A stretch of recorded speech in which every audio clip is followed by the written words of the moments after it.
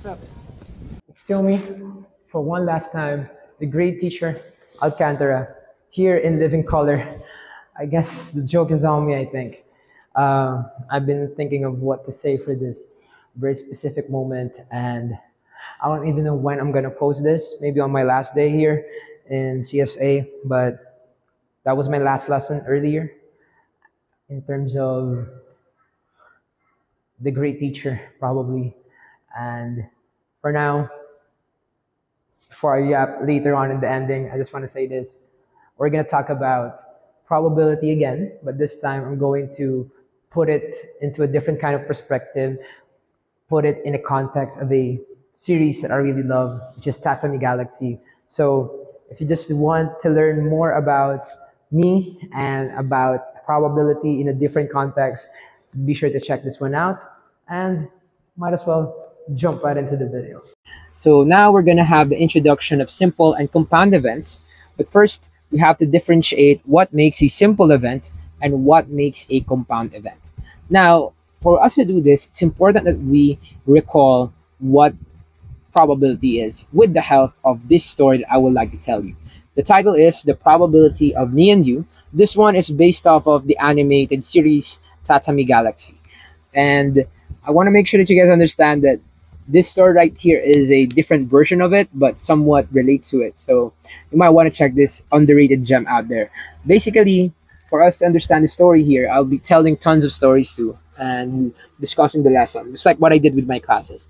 So basically, if there's an estimated 8 billion people currently living here on Earth, what is the probability of meeting your soulmate? Basically, if it's a soulmate, of course, it should be one only, right? There should only be one soulmate.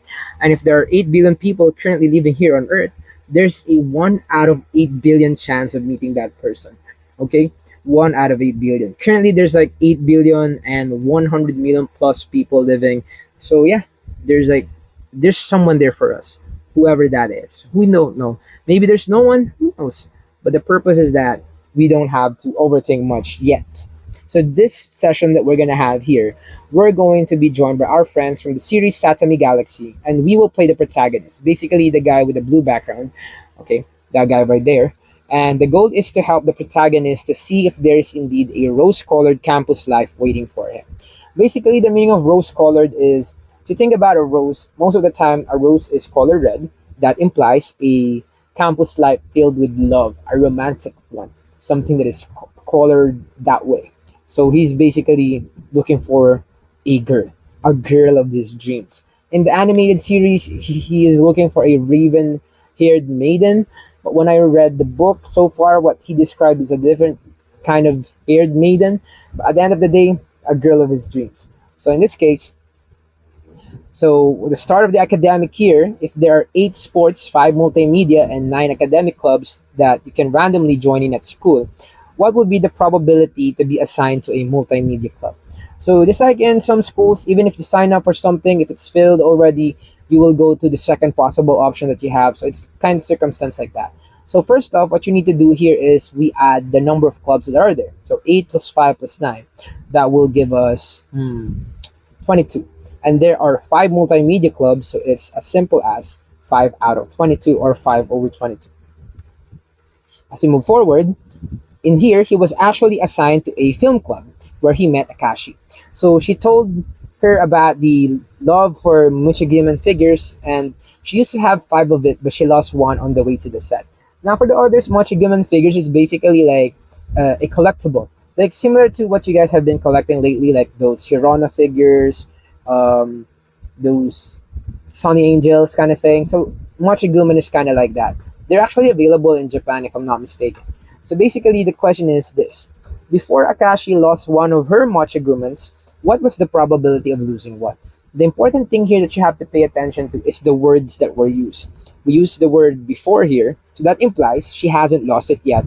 That's why it should be 5.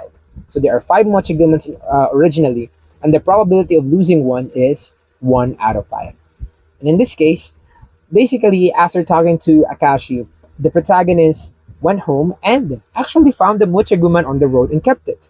After that, he stumbled upon his best friend, who is Azu, who always helps or makes him fall into despair whenever they meet each other. So basically, to give you guys a context to this one, basically, if you have a friend that messes with you all the time, like the type of friend that bullies you with love, that's what they call it. So Ozu is kind of like that to the protagonist. So basically, if you will both be scheduled to unwillingly meet 5 times this week, what is the probability of not falling into despair? So Ozu is basically the same school as him, so he basically sees him all the time, 5 times a week. So what's the probability of not falling into despair? It's as easy as 2 out of 7, because basically that's the weekends. But again, it's probability. So there's a chance that you'll still meet your best friend that you love the most, even on weekends. So in this case, unluckily for the protagonist, Ozu only left him alone when he had his laugh. So basically, the protagonist took the long way home and all of a sudden saw a fortune teller by the empty street. She told you that the answer would be important in order for her to give the fortune. So the question is as simple as this: what is the probability that when you pick a card from a standard deck of cards and return it, you will be able to pick the same card the second time? Actually, this one is not a recall, but an application of the probability lesson that we had so far. Basically, the chance of getting one card is 1 out of 52. But if you return it, you will think, oh, that's another 1 over 52. So what do we do with those 1 over 52s? We actually multiply them in order to get the answer, which is 1 all over 2,704. This one is actually a precursor to what will be our lesson for compound events later on. But so far, the reason why it's multiplication of two 1 over 52s, the first one is getting a card, and the second one is getting the same card since you returned it. So in this case, the fortune teller basically told the protagonist that whatever it is you are looking for, it is dangling right in front of your eyes. After failing to understand what that meant, the protagonist went on to think of his chances of having a rose-colored campus life. Basically, the line meaning dangling right in front of your eyes, it's in front of you. All you have to do is to take it. And in the movie Forrest Gump, Forrest's mom compared life to a box of chocolates, while our protagonist compared life to a pack of M&Ms. So if a pack of M&Ms has 15 red M&Ms, 20 green M&Ms, 30 white M&Ms, and 5 blue M&Ms, what is the probability of getting a blue M&M? So basically, all you have to do first is add the number of M&Ms here: 15 plus 20 plus 30 plus 5. That would give us 70. And there are 5 blue M&Ms. So it's as simple as 5 over 70, or 140. Now you might be asking, why would you count the number of M&Ms? Does it matter? And you know what's funny? It happened to me too. Like, this is a short story, okay? So I used to have a girlfriend before who, yeah, how do I say, she's my ex, yeah, we're homies now, we're good friends. So it's when we were young back then. So basically, she hates the color green. So what she does is that she's eating like this M&Ms or Skittles, she literally picks out all the color green and put it in one container and feeds it to me. That's how much she hates the color green. So this is a sidetracking story, but it's funny to me. I don't know. We're good friends now. We're good homies. So it's like 10 years ago, probably. I'm that old now. Oh my god, I'm so old. Anyway, so basically, after thinking about love, he suddenly noticed that the mochiguman he found on the street is on the string that turns the lights on. So he actually realized that he could actually return it to Akashi. That might be it. So if there's only one club meeting yet to be scheduled in the next 2 weeks, what is the probability that the protagonist will meet Akashi in the coming days? So basically, if it's 2 weeks, there are 14 days, one club meeting, so that's as simple as 1 over 14. I'm sorry if I'm talking way too fast, but this one is actually a somewhat of a reference to what the anime is like. So the animated character there, the protagonist, is actually rapping this way, like there's no stop from him, like he doesn't even breathe, he just continues talking. So like blah blah blah blah, blah this. Yeah. So I'm in character. Who cares? I'm just kidding. Anyway, as we continue, the protagonist felt that 2 weeks is a long time. Like most of you, he's a bit impatient. Like, that's 14 days. It's too long. I should go there every single day. Maybe I'll see her. And basically, something like that. So even with that kind of case, with that kind of realization, the protagonist is still unsure what to do. So he went to the fortune teller and asked for some advice yet again. Just like some of you guys, right? Even if it's right in front of you, you still ask your stupid friends on what to do with your love life. And you still listen to them, even though you had it all right. But still, basically, the fortune teller said, before giving the reading, remove all of the hearts in a standard deck. And what are the chances of drawing a diamond in this deck of cards? As mentioned and as implied from the previous sessions, and if you guys are already aware, there are 52 cards in a standard deck of cards. There are 13 cards in each suit. There are four suits. You have the hearts, the diamonds, the clubs, the spades. So if you take out all the hearts, we're taking out 13 cards in there. So 52 minus 13, that will make it 39. And if you want to get diamonds out there, it's going to be 13 possible answers there, 13 possible diamonds. So it's as simple as 13 over 39 or 1/3. So it's that easy. You don't have to make it complicated. Now, after that, you went home, and the next day, guess who's in front of you? The Ozu of a lifetime, your best friend. And now, finally, your best friend calls you out of your BS, and you said, your fault, blah, blah, blah, this, blah, blah, blah, that. And Ozu's like, hey, not me, bruh. Stop blaming me. You should blame yourself or whatever. So what he said that him being the culprit for all the low probabilities, all of the misfortunes of the protagonist is as low as a probability of choosing the letter I from Tatami Galaxy.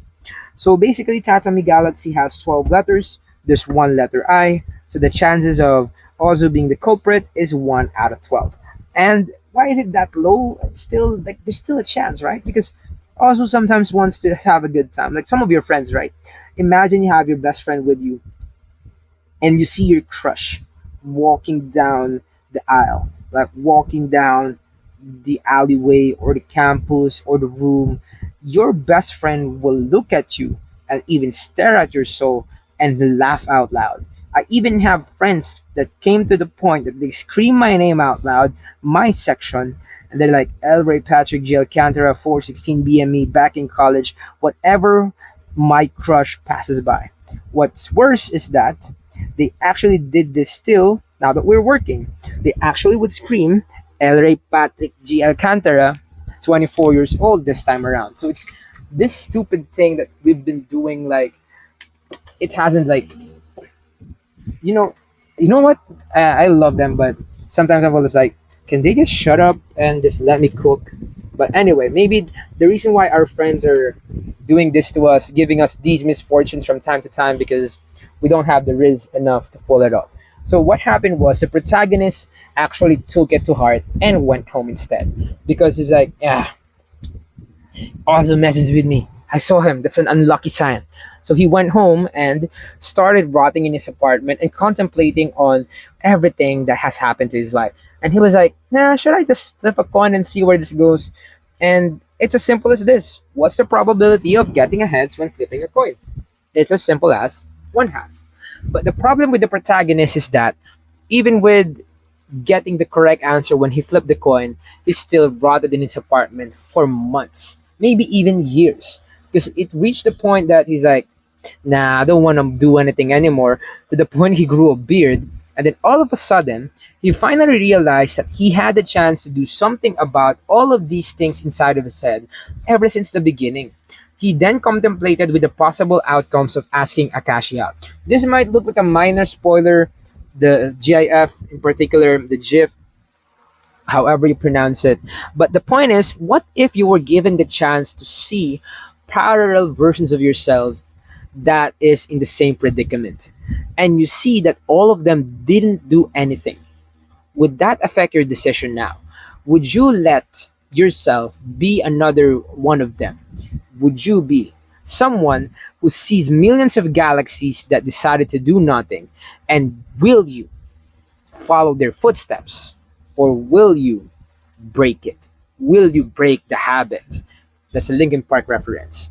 Would you go for it? Or would you just let it slip?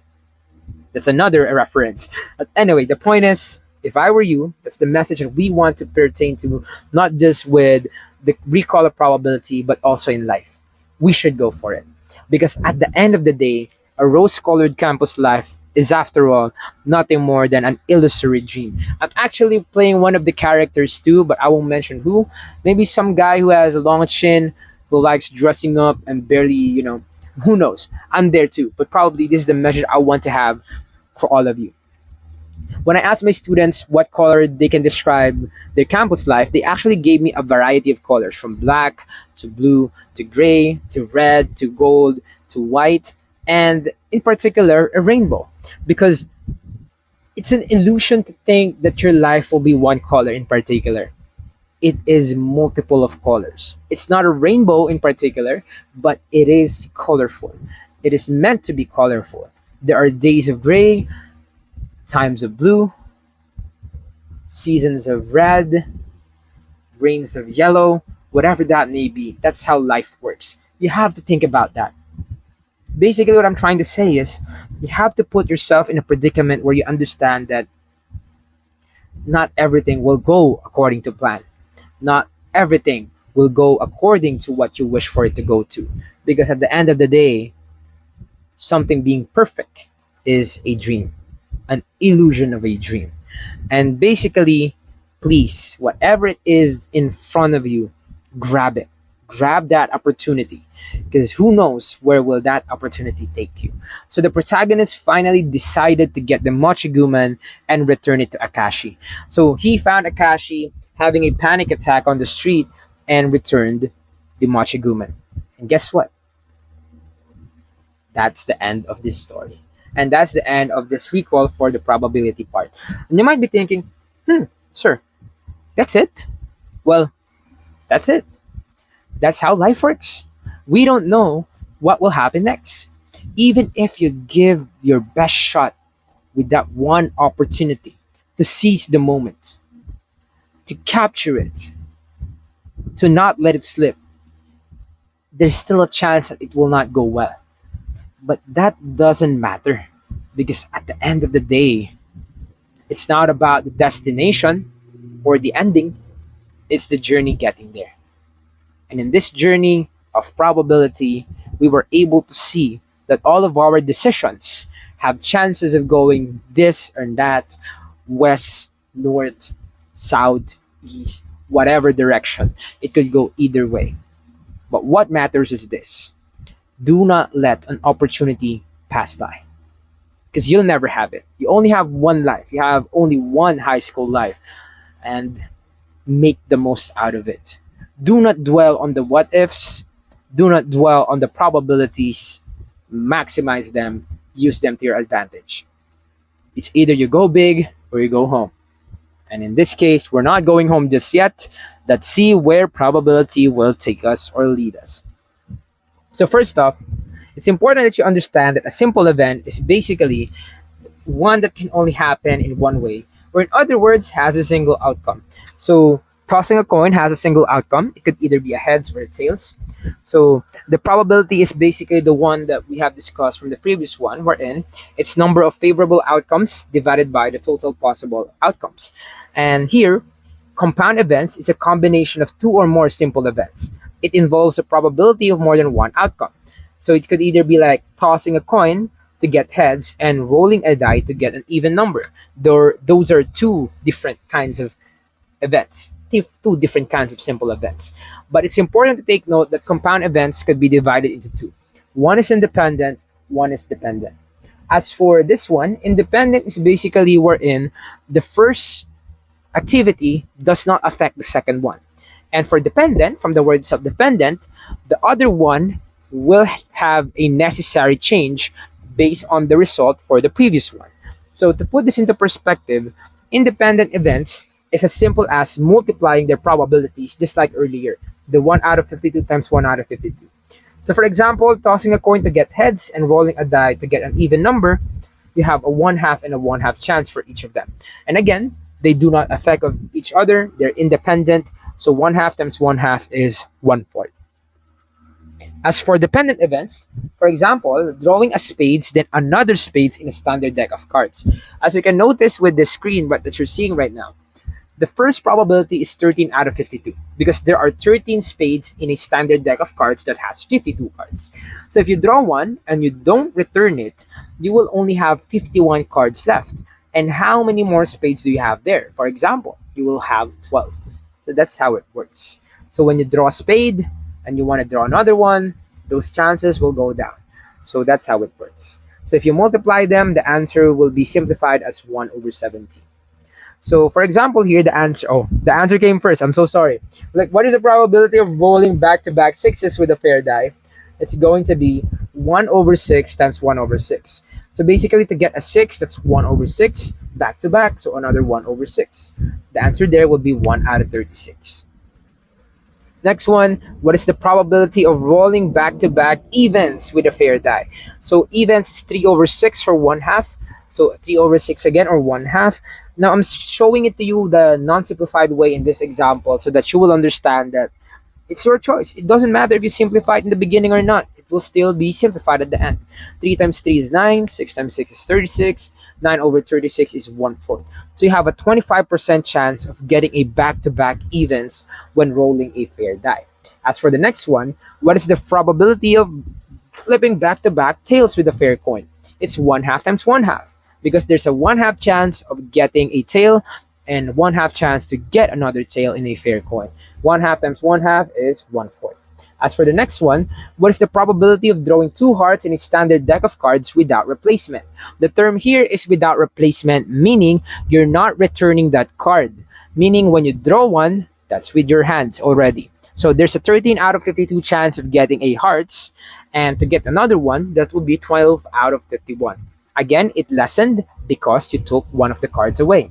So if you multiply this, it will be 156 all over 2,652. When simplified, that's 1 over 17. Next example. A pack of gummy bears have 6 green and 7 red gummy bears. What is the probability of getting a green then a red gummy bear without replacement? There is 13 gummy bears in total and 6 green, so that's 6 out of 13. So if you get 1 green at first, you will be left with 12 remaining gummy bears, and if you wish to get a red one, there's still 7 of them, hence 7 over 12. 6 times 7, that's 42. 13 times 12, that's 156. 42 divided by 156, that can be simplified as 7 over 26. So that's how compound events work. We have dependent and independent. So this is an example of a dependent wherein if there is no replacement, we lessen it, okay, depending on the circumstance. As for independent, we just simply multiply them. That's how they work. So a simple event is a specific outcome or a type of outcome. As for a compound event, it consists of 2 or more simple events. That's how we summarize these concepts. So thank you for joining me in this journey with Tatami Galaxy in learning more about probability and simple plus compound events. That's it. That's it for this video, and that's it for this academic year. That's it for me as the quote unquote GTA, or Great Teacher Alcantara. And it's something that I've been pondering about for a long time now. Like, what would be my next step? What should be my next journey? Who should I be next? Will we change the letter T into a different letter? Will it be a GDA, like Great Driver Alcantara, GWA, like Great Writer Alcantara, GBA maybe, like a Great Barista Alcantara? I have no idea, to be honest. I've been sending my resume everywhere that I could be in, except for teaching, and it's something that I've been vocal about anyway, and it's something that I just want to share to all of you. And why is it that it's this specific video that I want to end with? As you can actually see or hear from the story that I've been telling with the use of the lesson of probability, I feel like this is an opportunity in front of my eyes that's been dangling for a long time, that's been asking to be reached. This kind of dream, which is something that I have to pursue, even though that this specific thing is out of what I got used to. Like I think for 5 years here in the Colegio, I've been used to the same kind of thing. I've been accustomed to it. This became my second home, and the second life you have to move out and grow more. And I think it's time for me to do so. And me, as you can see, I like dressing up. I like messing with everything up. But that's me. I don't want to change. And for a month or so, I've told my friends I'm gonna dress up during Pasco, and no one's gonna stop me. And I didn't do that to rebel or anything. Like I dressed up as a Kakaguri guy yesterday. Now today I dressed up as the Joker because it's part of the lesson in probability. And I just thought it will be great to teach it that way. And my students are used to me dressing up anyway. They rarely see me in uniform. And people might be thinking, oh, you're setting up a bad example for the kids, but that's not the point. My point is that, especially with teaching, you have to maximize what you're good at, or you have to maximize things that can help what your students like. I wouldn't do this if my students don't like the goofiness that I do. And it's a case to case basis. Maybe somewhere you're thinking like, you're just glazing yourself or whatever. But what matters is that what I've done this academic year, I did it the way that I would like to do it. And it didn't go as smooth or perfect as something could be or should be. But that's the point of it anyway. Um, I honestly just wanted to make sure that I end this academic year in my own note, and it had tons of beautiful endings already. And whatever is that comes after this is just a bonus. And I am beyond grateful to be the great teacher Alcantara in full living color.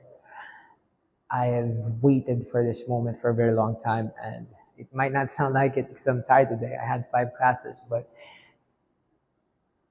I've always wanted to be that teacher. And I think I did. I think I did.